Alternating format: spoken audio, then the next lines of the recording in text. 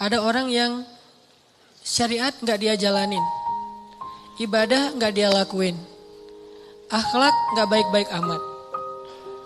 Dia punya harta tapi gak pernah mau haji, punya kelebihan harta gak pernah bayar zakat, gak pernah bantu orang lain, sholat sering ditinggalkan, aurat dia buka. Tapi kehidupannya baik, secara finansial dia sukses, karirnya luar biasa, terus networkingnya luas, pokoknya hidupnya itu kayak gak ada kekurangan apapun dalam urusan dunia. Lalu dia berpikir, oh kayaknya Tuhan gak benci-benci amat sama saya. Jadi gak penting-penting amat juga harus setaat yang si fulan. Buktinya tuh yang rajin ke masjid masih miskin. Buktinya tuh yang udah menjalankan syariat dengan baik masih susah. Buktinya yang udah haji ternyata kehidupannya gak lebih baik dari saya. Artinya dia kegeeran, ngerasa bahwa dia itu diistimewakan oleh Allah Subhanahu wa taala, padahal dia tuh jauh dari Allah Subhanahu wa taala.